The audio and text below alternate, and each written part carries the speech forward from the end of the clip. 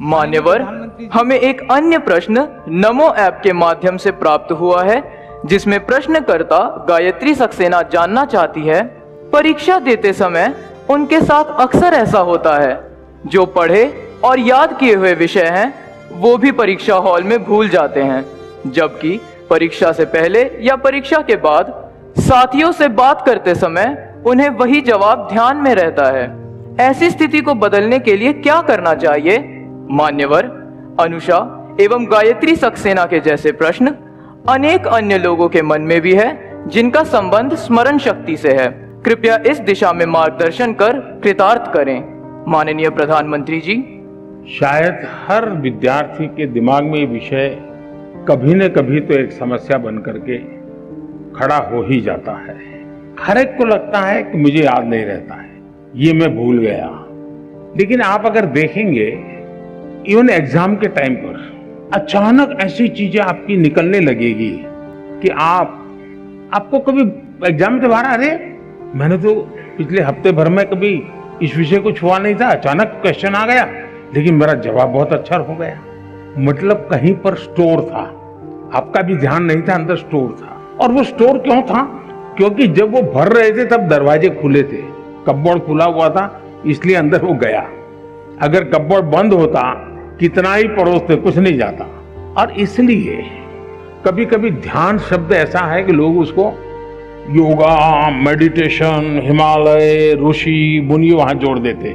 मेरा बड़ा सिंपल सा मत है, ध्यान का मतलब क्या है? अगर आप यहाँ आए, लेकिन अभी आप सोचते होंगे कि मम्मी घर पे टीवी देखती होगी, वो ढूंढती होंगी मैं किस कोने में बैठा हूं। मतलब आप यहाँ नहीं है, आप घर में है। आपके दिमाग में यही है कि मम्मी टीवी देखती होगी कि नहीं देखती होगी, मैं यहाँ बैठा हूं, वो उनको नजर आया होगा कि नहीं आया होगा।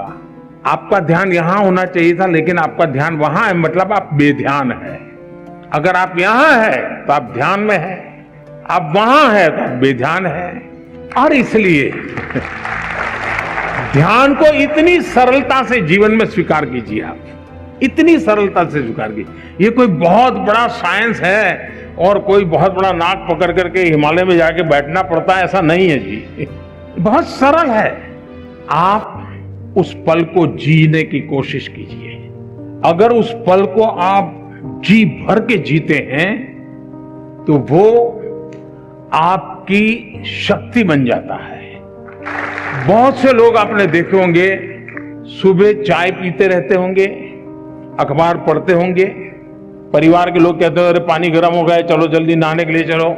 नहीं मुझे अखबार पढ़ना है।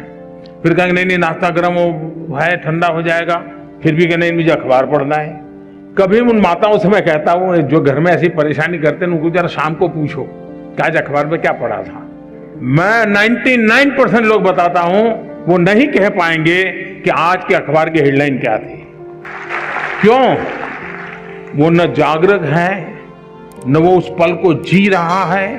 वो आदतन पन्ने घुमा रहा है, आंखें देख रही हैं, चीजें पढ़ी जा रही हैं, कुछ भी रजिस्टर नहीं हो रहा है।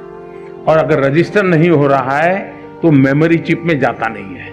और इसलिए आपके लिए पहली आवश्यकता यह है, आप जो भी करें उससे उस वर्तमान को, और मेरा अभी भी मत है कि परमात्मा की इस सृष्टि को सबसे बड़ी कोई सौगात है, अगर मुझे कोई पूछेगा तो मैं कहूंगा वो सौगात वर्तमान है। जो इस वर्तमान को जान पाता है, जो इस वर्तमान को जी पाता है, जो इस वर्तमान को आत्मसात कर पाता है, उसके लिए भविष्य के लिए कभी भी क्वेश्चन मार्क नहीं होता है। और मेमोरी का भी यही कारण है कि हम उस पल को नहीं जीते हैं और उसके कारण हम उसको गवा देते हैं। दूसरा, मेमोरी का जीवन से संबंध होता है। सिर्फ एग्जाम से है ये सोचोगे तो फिर तो आप उसकी कीमत ही नहीं समझते, उसका मूल्य ही नहीं समझते। अगर मान लीजिए आपके किसी दोस्त का जन्मदिन आपको याद रहा और आपने जन्मदिन पर उसको फोन किया, आपकी तो वो मेमोरी थी जिसके कारण आपको जन्मदिन याद रहा, लेकिन वो मेमोरी आपके जीवन के विस्तार का कारण बन जाता है। जब उस दोस्त को टेलीफोन जाता है, उसको अरे वाह उसको मेरा जन्मदिन इतना याद था, मतलब मेरे जीवन की अहमियत उसके जीवन में है। वो जीवन भर आपका बन जाता है। कारण क्या था? वो एक मेमोरी।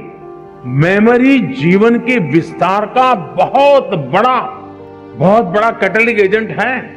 और इसलिए हम हमारी स्मृति को सिर्फ परीक्षा तक, सवाल जवाब तक सीमित ना करें। आप उसका विस्तार करते चलिए। जितना विस्तार करेंगे चीजें अपने आप जुड़ती जाएगी।